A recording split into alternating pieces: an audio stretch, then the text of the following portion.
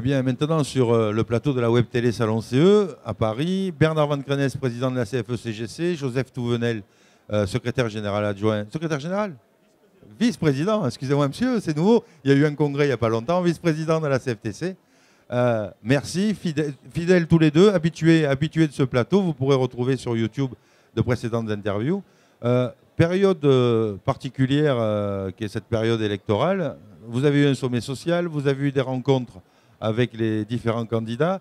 Est-ce que chacun pouvait nous dire, vous Bernard, ce sommet social en substance, quel a été l'esprit et puis quelles ont été les rencontres et quels ont été les fruits des rencontres avec les différents candidats. Et puis Joseph, après, nous faire un résumé bref de la chose. Est-ce qu'on a quelques espoirs en matière de prérogatives de comité d'entreprise dans les 5 ans qui vont venir dans la nouvelle législature?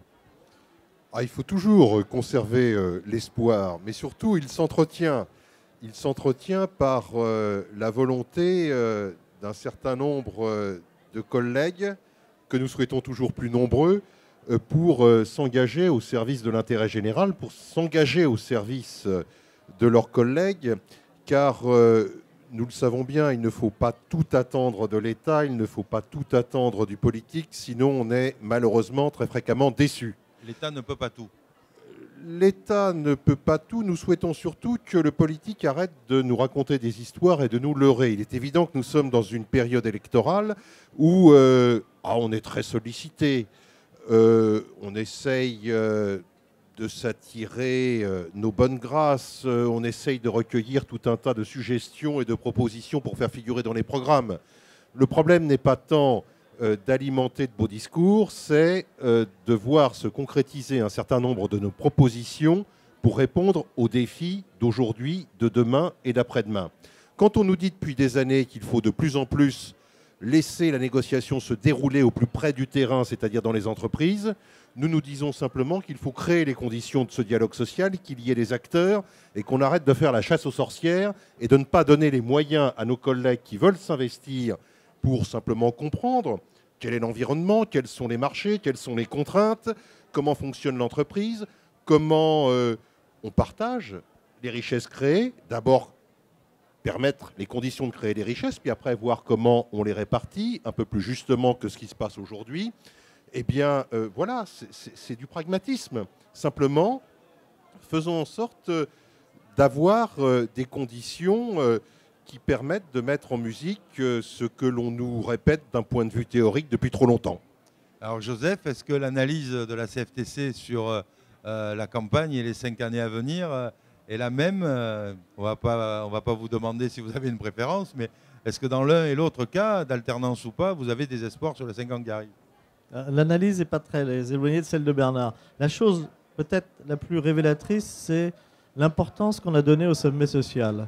C'était un événement, alors que ça devrait être une habitude, une rencontre, syndicats, patronat et gouvernement, sur les sujets qui nous intéressent tous les jours, c'est un événement considérable. Non, normalement, ça devrait être quelque chose de semestriel, va-t-on dire. Ce qui montre bien le déficit de dialogue social que nous avons en France. Quant aux candidats à la campagne électorale, chacun a ses options. Ce n'est pas les campagnes électorales qui sont le meilleur moment pour aborder les problèmes sur le fond et sur la durée. Alors nous, on est ravis, on voit les uns et les autres, on est ravis qu'ils nous écoutent, nous sommes ravis qu'ils nous disent qu'on a de très bonnes propositions.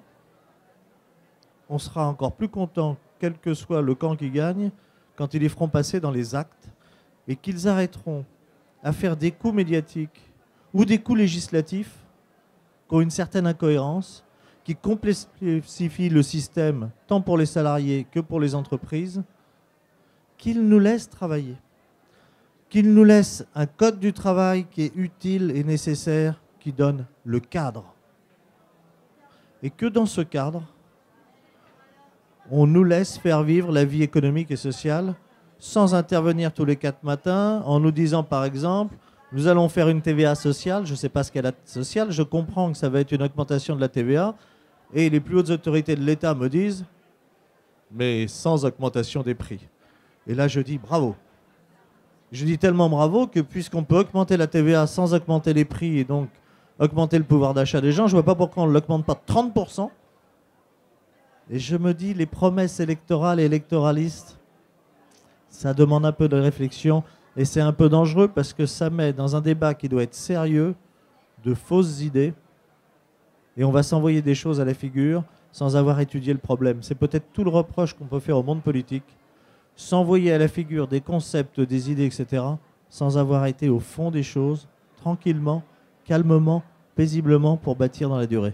Donc si je résume l'intervention de l'un et l'autre, oui, il faut toujours être optimiste, avoir de l'espoir, mais oui, restons vigilants et faisons attention que les promesses et les annonces deviennent des actes au bénéfice des salariés, évidemment. Ce sont les hommes et les femmes, leur volonté ou leur lâcheté, qui font l'histoire et qui font l'avenir. C'est jamais les tiers qui peuvent faire notre bonheur, c'est à nous de prendre les choses en main. Je crois que c'est une très bonne conclusion. Je vais vous remercier tous les deux d'avoir fait ce passage éclair sur le plateau. Et je vous donne rendez-vous au mois de septembre pour le Salon CE, deuxième semestre. Après les élections, on saura ce que sont devenus les promesses et les engagements qui vous ont été faits. Merci beaucoup.